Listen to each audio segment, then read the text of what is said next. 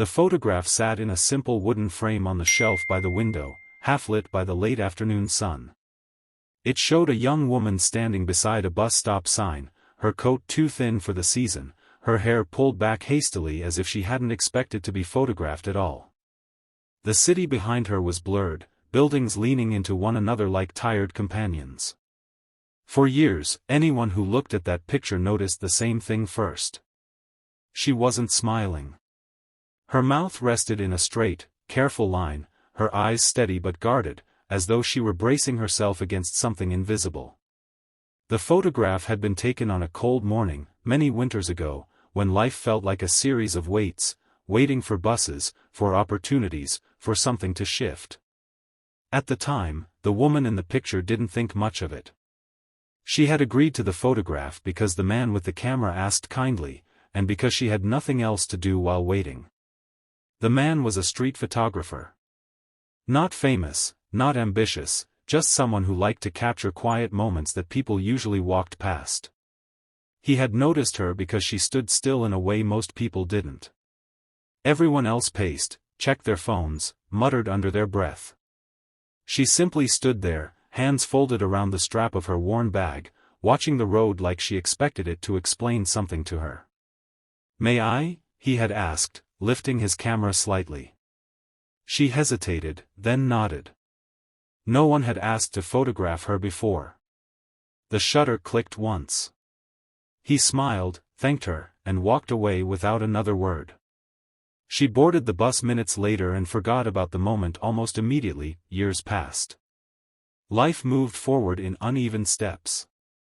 She worked, struggled, lost things she thought were permanent, found things she never expected. She learned how to be tired in new ways. She learned how silence could feel heavy, and how kindness could feel suspicious when you weren't used to it. That photograph became a distant memory, buried beneath days that felt more urgent. Until one afternoon, long after that winter, she found it again. She was cleaning out a second-hand shop where she had recently started working. The owner had asked her to sort through a box of unsold frames and old prints that had been sitting in storage. Dust coated everything. As she lifted one frame after another, her hands moved on autopilot, until they didn't. She froze. There she was. The same bus stop. The same coat. The same city blur behind her. The same careful posture. For a moment, she wondered if her mind was playing a trick on her. Then she turned the frame over and saw the date written in faint ink on the back. It was real. She stared at her own face from years ago, searching it as though it belonged to a stranger. She remembered that day now, the cold, the waiting, the sense that she was always a few steps behind everyone else. The absence of a smile didn't surprise her. Back then, smiling felt like a promise she wasn't sure she could keep. She bought the photograph for a small price and took it home, unsure why she felt compelled to do so. She placed it on the shelf by the window, where the light changed its mood throughout the day. In the mornings, it looked pale and distant. In the evenings, it looked warmer, almost softer. At first, the photograph remained exactly as it had always been. No smile, then something small happened. It started with her neighbor, an elderly woman named Safia who lived down the hall. They had exchanged polite nods for months, nothing more.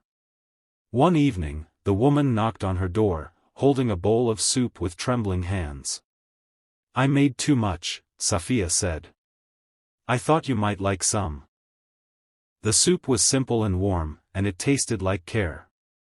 They sat together in the small kitchen, speaking slowly, sharing stories that didn't demand too much energy.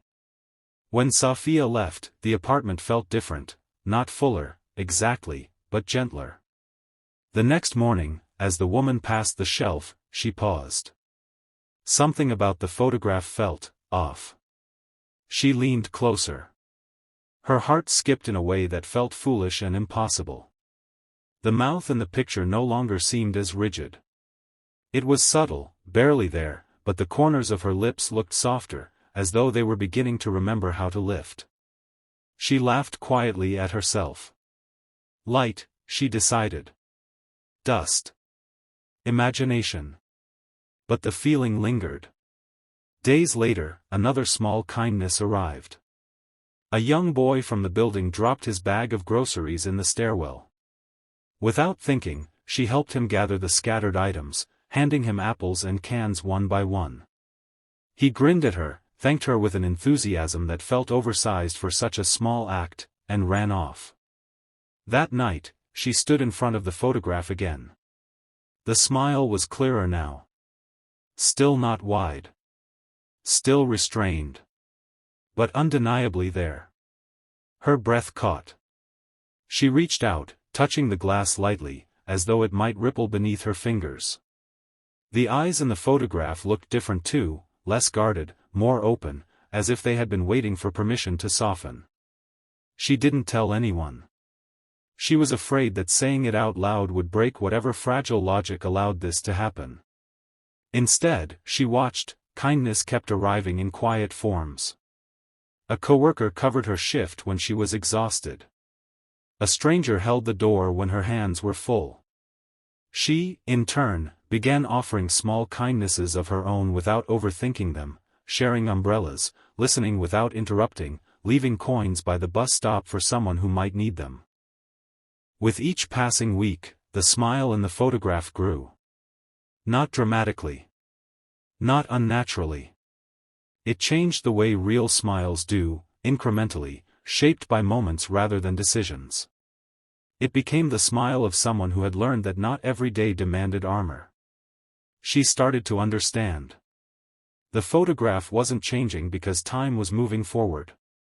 It was changing because something inside her was. One evening, as rain streaked the window and the city lights blurred into reflections, there was another knock at the door. This time, it was the street photographer. She recognized him instantly, though his hair was grayer now, his posture slower.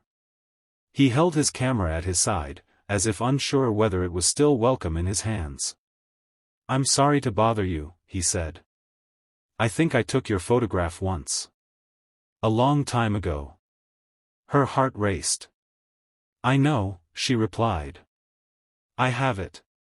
His eyes widened. "You do?" She invited him in. They sat beneath the photograph, both glancing at it as though it might listen. He smiled when he saw it.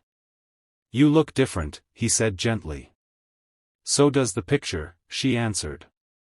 He studied it for a long moment. "You know," he said, "I remember that day. I almost didn't ask.